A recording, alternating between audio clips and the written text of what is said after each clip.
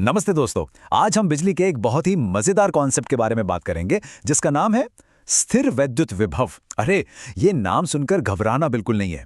मैं वादा करता हूं कि हम इसे बिल्कुल एक कहानी की तरह समझेंगे, खेल खेल में। तो चलिए अपनी पड़ताल एक आसान से सवाल से शुरू करते हैं। जब हम कोई किताब उठाते हैं तो हमें थोड़ी एनर्जी लगानी पड़ती है ना? पर क्या कभी सोचा है कि इस एनर्जी का और जो हमारे घरों में बिजली आती है उसका आपस में कोई कनेक्शन हो सकता है? आज हम इसी छुपे हुए कनेक्शन को ढूंढ निकालेंगे। तो ये रहा हमारे आज के सफर का नक्शा। हम एक एक करके इन सभी पड़ावों से गुजरेंगे। पहले हम कुछ अदृश्य ताकतों को समझेंगे, फिर एनर्जी के खजाने की बात करेंगे, उसके बाद बिजली के कुछ जादूगरों से मिलेंगे और फिर देखेंगे कि ये सब हमारी दुनिया में असल में कैसे काम करता है। और आखिर में हम सारी जरूरी बातों को एक साथ जोड़ेंगे। तैयार हैं? चलिए शुरू करते हैं।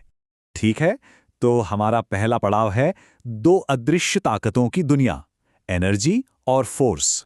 देखिए, ये जो दोनों फोर्सेस हैं ना, ये बड़े उसूल वाले होते हैं। इन्हें संरक्षी बल या कंजर्वेटिव फोर्स कहते हैं। इसका मतलब बहुत आसान है। सोचिए, आपको घर से स्कूल जाना है।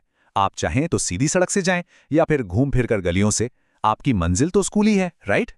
इन फोर्सेस के लिए भी बस यही मायने रखता है कि कोई चीज कहां से चली और कहां पहुंची। रास्ते से इन्हें कोई लेना देना नहीं होता। चलिए अब अपने सफर के अगले पड़ाव पर चलते हैं। यहां हम बात करेंगे स्थितिज ऊर्जा यानी पोटेंशियल एनर्जी की। जरा कल्पना कीजिए कि दो ऐसे दोस्त हैं जो एक दूसरे से नाराज हैं और पास नहीं आना चाहते। अगर किसी को जबरदस्ती उन्हें पास लाना पड़े तो क्या होगा? तो उन नाराज दोस्तों को पास लाने में जो मेहनत लगी, जो एनर्जी खर्च हुई, वो कहीं बेकार नहीं जाती। वो सारी की सारी मेहनत उन दोस्तों के अंदर एक एनर्जी के रूप में जमा हो जाती है। ठीक वैसे ही जैसे हम गुल्लक में पैसे जमा करते हैं। इसी जमा हुई एनर्जी को हम स्थितिज ऊर्जा कहते हैं। है ना सिंपल? अब एक बहुत जरूरी बात देखिए, फिजिक्स में ना हम चीजों को आसान बनाना पसंद करते हैं। तो हम मान लेते हैं कि जब कोई चार्ज बहुत बहुत बहुत दूर होता है, मतलब अनंत या इन्फिनिटी पर, तो उसकी पोटेंशियल एनर्जी जीरो होती है। ये बस एक स्टार्टिंग पॉइंट तय करने जैसा है, ताकि हमारा सारा हिसाब किताब बिल्कुल आसान हो जाए। चलिए एक छोटी सी कहानी से समझते हैं कि ये एनर्जी आखिर बन के कैसे है। स्टेप 1, सोचिए एक बिल्कुल खाली जगह है। हम वहां पहला मेहमान Q1 लाते हैं। अब क्योंकि वहां कोई और है ही नहीं, तो उसे लाने में जरा भी मेहनत नहीं लगती। स्टेप 2, अब हम दूसरे मेहमान Q2 को पहले वाले के पास लाते हैं। लेकिन पहला मेहमान उसे पसंद नहीं करता और उसे दूर धकेलता है। तो हमें थोड़ी मेहनत करनी पड़ती है, उस धक्के के खिलाफ जाकर उसे पास लाना पड़ता है। और स्टेप 3, बस यही जो हमारी मेहनत लगी ना, वही उन दोनों की दोस्ती या दुश्मनी की एनर्जी बनकर वहां जमा हो गई। अब हम एक और बहुत ही कमाल की चीज के बारे में जानेंगे, विद्युत विभव। ये किसी मेहमान की नहीं बल्कि उस जगह की अपनी खासियत है जहां मेहमान आता है। तो यह विद्युत विभव क्या चीज है? सोचिए, एक पहाड़ी है। पहाड़ी के ऊपर किसी भी पॉइंट की अपनी एक ऊंचाई होती है ना? चाहे उस पर कोई पत्थर रखा हो या ना हो। विद्युत विभव भी बिल्कुल वैसा ही है। यह किसी जगह की अपनी एक बिजली वाली ऊंचाई है। यह हमें बताता है कि उस जगह पर कितनी एनर्जी छिपी हुई है किसी भी एक छोटे से चार्ज के लिए। चलिए अब थोड़ी थ्योरी से हटकर असली चीजों पर आते हैं और देखते हैं चालकों का जादू, यानी वो चीजें जिनमें से बिजली आसानी से गुजर सकती है, जैसे कि लोहा या तांबा, वो आखिर कैसे बिहेव करती हैं। तो सुनिए इन सुचालकों की सुपर पावर्स के बारे में। पहली सुपर पावर, इनके अंदर बिजली का कोई जोर नहीं चलता, अंदर सब कुछ बिल्कुल शांत रहता है। दूसरी सुपर पावर, ये बहुत सफाई पसंद होते हैं। अगर इन्हें कोई एक्स्ट्रा चार्ज दो तो ये उसे अपने ऊपर, मतलब अपनी स्किन पर फैला लेते हैं, अंदर कुछ भी नहीं रखते। तीसरी सुपर पावर, इनकी सतह से बिजली की ताकत हमेशा सीधी 90 डिग्री के एंगल पर बाहर निकलती है। और चौथी, सबसे कमाल की सुपर पावर, इनके अंदर हर जगह बिजली वाली ऊंचाई यानी विभव बिल्कुल एक बराबर रहती है।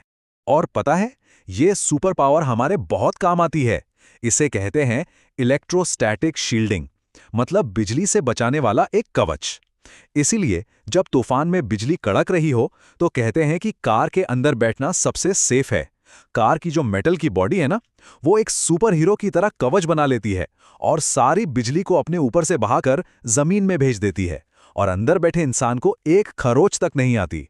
चलिए अब देखते हैं कि ये सारी फिजिक्स हमारे चारों ओर हमारी रोज की जिंदगी में कैसे काम करती है। ये वाला जादू तो सबने किया होगा, है ना?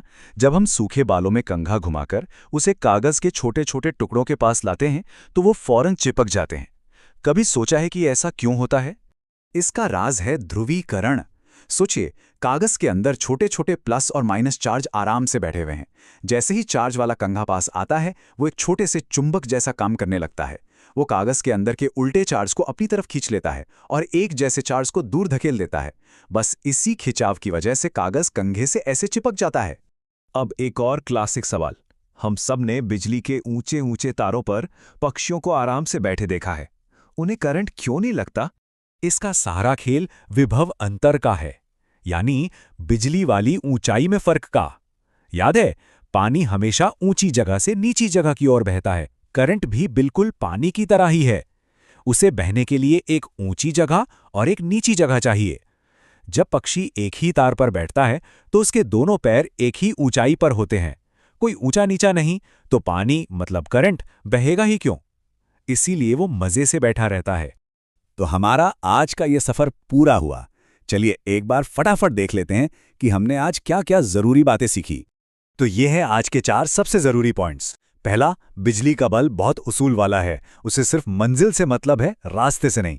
दूसरा, चार्ज को लाने में जो मेहनत लगती है वो एनर्जी बनकर जमा हो जाती है। तीसरा, हर जगह की अपनी एक बिजली वाली ऊंचाई होती है जिसे हम विभव कहते हैं। और चौथा, सुचालक अपने अंदर एक सेफ जोन, एक सुरक्षा कवच बना लेते हैं जो हमें बिजली से बचाता है। अब जाने से पहले मैं आपके लिए एक दिमागी पहेली छोड़ रहा हूं। जरा सोचिए, अगर वही पक्षी गलती से एक पैर तार पर रखे और दूसरा पैर किसी तरह जमीन को छू ले, तब क्या होगा? हमने जो बिजली वाली ऊंचाई के अंतर के बारे में सीखा है, उसका इस्तेमाल करके इस पहेली को सुलझाने की कोशिश जरूर करना।